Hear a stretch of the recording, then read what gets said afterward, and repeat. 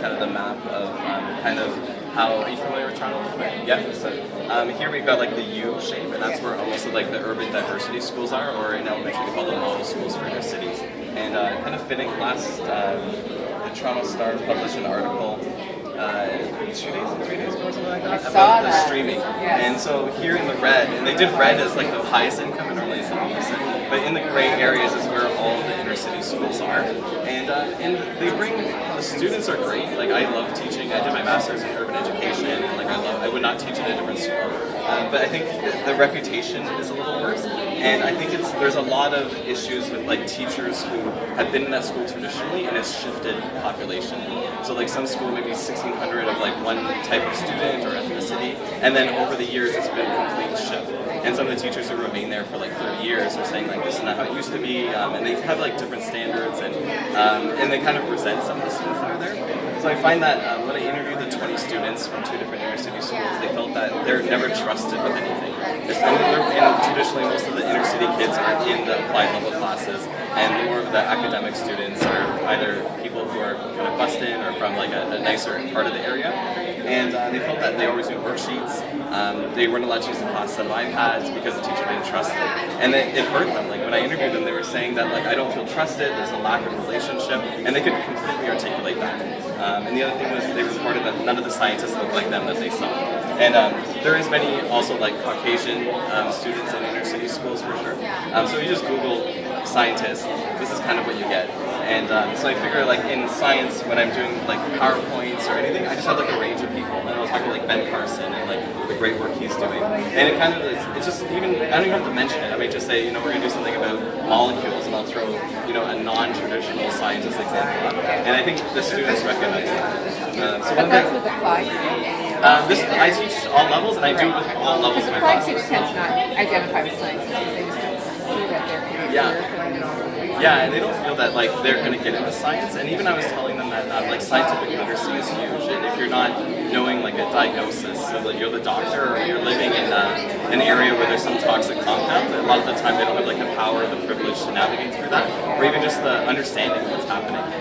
There's a TED Talk, it's called Greening the Ghetto, and it's really good. It's about a Brooklyn school, and about revitalizing a whole area of Brooklyn because of lack of power. So one of the things we did was we Skyped a school in Kenya, and like that was one of like the coolest experiences I think I've ever had, because they were all laughing at my students because they thought they were all going to be white. So they thought they're like, the teacher emailed, they're like, I'm sorry for them laughing for 5 minutes. It was like 5 minutes of just everyone laughing at each other. But it was funny because it was learning, and it broke down like that barrier right away because they laughed, they thought everyone was white, and I'm the only white person in my class there. And they thought they wouldn't be wearing like suits because they all had a suit and tie. They're like, what do you mean? And they had stereotypes when they came in, and they were like, well, do they have internet? And I said, that's a good question. And, let's find out. And we Skyped them, came on like this, and they were wearing their vests in this clip, but they had all full suits on, and the students were all laughing. And I said, guys, come on, right? But it's part of their learning too, right? So we work with them. We talked about environmental sustainability and how it's similar in Kenya actually. And they have a Ministry of Environment, and they're like, they have a Ministry of the Environment, like of course, right? They have and their recycling is almost better than ours. We started talking about kind of what happens, and all these boys, it's an all boys school, and they have something. They have about the same number as us, but it's an overnight boarding school, and it's from certain areas of Kenya that students go to. And so that was one of the things we did. The second project, we worked with Larry Bentz at Boise, and he's a professor that does a STEPWISE framework. And he's really big onto having the students choose an issue that's very important to them, and then research that issue and do an action. So what I kind of shifted this project a little bit to include social media. And so they had to come up with some science issue, could be from any of the subjects. Most chose climate change, so that was kind of the easiest.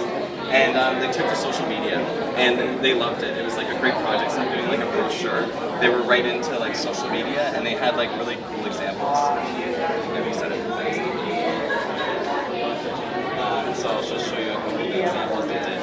I think you might have seen that part, yeah. So they got like the tweets to Coca-Cola like that day, and they were happy with that like instant response. And it was cool because some of them chose to target their peers. So one of them made they had a rap video about recycling and about why you can't recycle the Tim Hortons cup.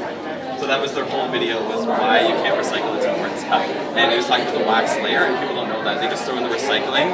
And so the whole thing was about the wax in the Cohort's cup. And it's cool because then at least their friends are gonna laugh. And they did as a joke, like they're not like gangster whatsoever. They're like very like, and so they thought it'd be funny to like imitate one of the rappers, so they chose a song and they did that. And some of them sent letters. What class was this? This one was 10 applied for some, and some of them were 10 academic. I taught both, and I did the same project. And I find a lot of people think you can't do the same thing with the applieds, and it's hard, and you can. Like and I let them use. Like I brought my own personal iPad, and they respect me as a teacher, so they respect my equipment. If you're a teacher who's not respected, I'm sure it wouldn't work so well. But yeah, it works really well. And like the students, like I do some extra things in the school, and I think that's also part of it. Like I open the weight room once in a while. I do the eco club, but I don't go like out of my way extraordinarily. But you give a bit of respect. And then yeah, the last thing We is do this in our schools.